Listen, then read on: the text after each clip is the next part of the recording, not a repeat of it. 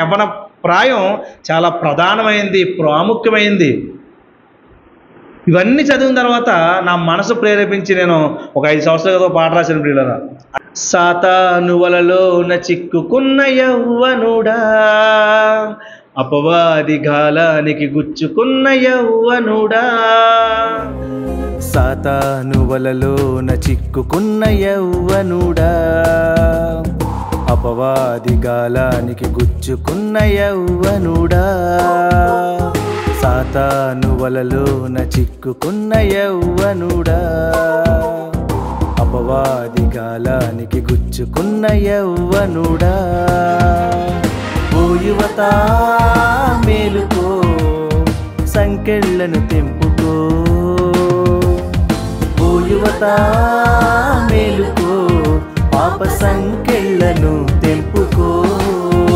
చేశారు. అప్పుడు నాకు వచ్చిన కామెంట్లు, నాకు ఫోన్ చేసి చెప్పినారు, కామెంట్లు చెప్పినారు, అన్నయ్య నిజంగా ఈ పాట నాతో మాట్లాడుతున్నట్టుందా అన్నయ్య పాట, నిజంగా నా స్థితి ఇదే. అందులో 3 చరణాలు ఉంటాయి పిల్లారా. ఫస్ట్ చరణం వచ్చేసి ధనం ఉందని బలం ఉందని ఎందుకు ధనముందని బలముందని ఇష్టానుసారముగా బ్రతికితే, యావుందని యవ్వనముందని దేవునికి వ్యతిరేకముగా జీవిస్తే. ధనముందని బలముందని ఇష్టానుసారముగా బ్రతికితే, యావుందని యవ్వనముందని దేవునికి వ్యతిరేకంగా జీవిస్తే. నీ ధనం తరిగిపోవును ఒకనాడు, నీ బలం ఉడిగిపోవును, నీ ఆత్మ విడిచిపోవును ఒకనాడు, యుగ యుగాలు వేదనుండును.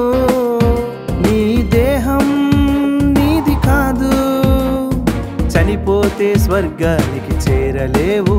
నీ దేహం నీది కాదు, మరణిస్తే పరలోకం పొందలేవు.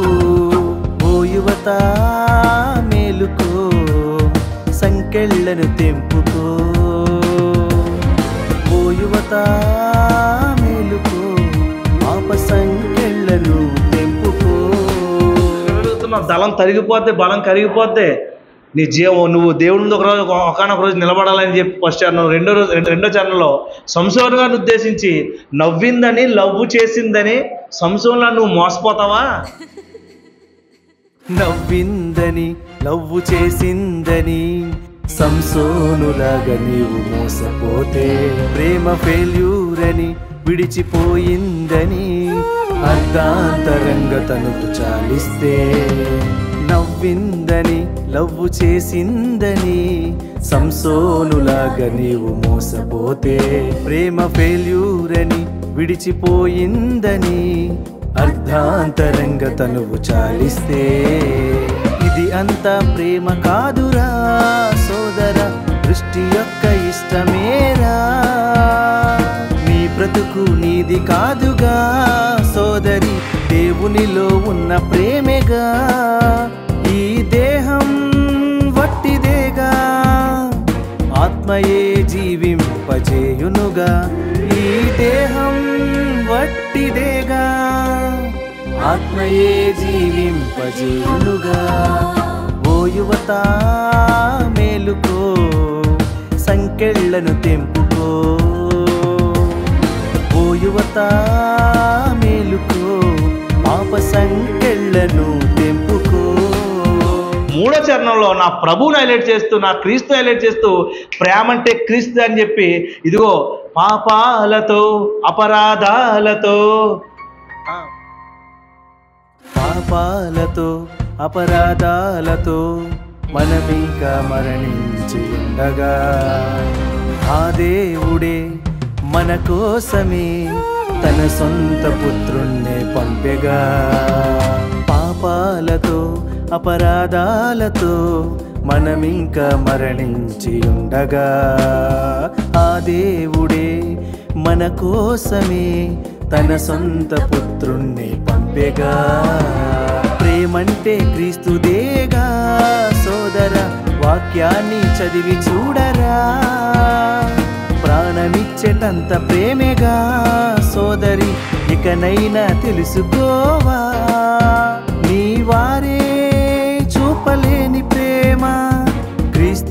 చూపెను ఆ కల్వరిలో.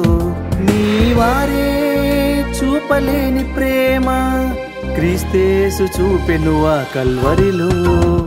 సాతాను వలలో చిక్కుకున్న యవ్వనుడా, అపవాది గాలానికి గుచ్చుకున్న యవ్వనుడా. ఇదిరా నిజమైన క్రీస్తు ప్రేమ అంటే. ప్రేమ అంటే ఇదేరా, నువ్వు అనుకున్నది ప్రేమ కాదు, ఇదిరా ప్రేమ అంటే.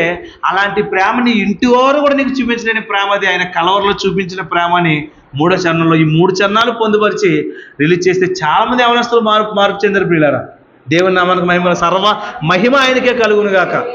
నేను అప్పు చేసి మరి చేయించానండి. 25,000 అయింది ఆ పాట చేయించడం. నాకు అప్పు చేసి మరి చేయించాను. కానీ ఎందుకు చెప్తున్నానంటే ఈ మాట, ఈ అప్పు చేసిన అప్పు అంతా వాళ్ళు చెప్పిన మాటలతో నాకు మొత్తం తీరిపోయింది. అసలు నాకు ఆ అప్పు గొడవే లేదు, అంత సంతోషం కడుపు నిండిపోయింది.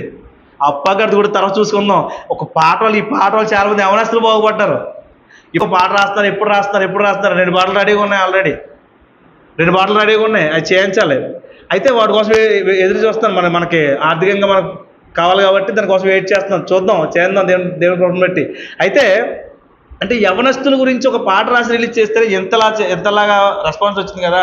అంటే యవనస్తుల గురించి పాట రాయాల్సిన పరిస్థితి ఎందుకు వచ్చిందంటే, ఇలాంటి చదివినప్పుడు యవన కాలంలో ఎంతో మంది దేవునికి కాకుండా దెయ్యానికి మరి అలవాటు పడిపోయి సాతాను వాళ్ళలో చిక్కుపోతున్నారు. ఇది నా ఆవేదన ప్రియులారా. నా ఆవేదన అంటే నా ప్రభు ఆవేదన. అందులోంచి వచ్చిన చిన్న భావజాలమే నాకు వచ్చిన ఆలోచన పాట.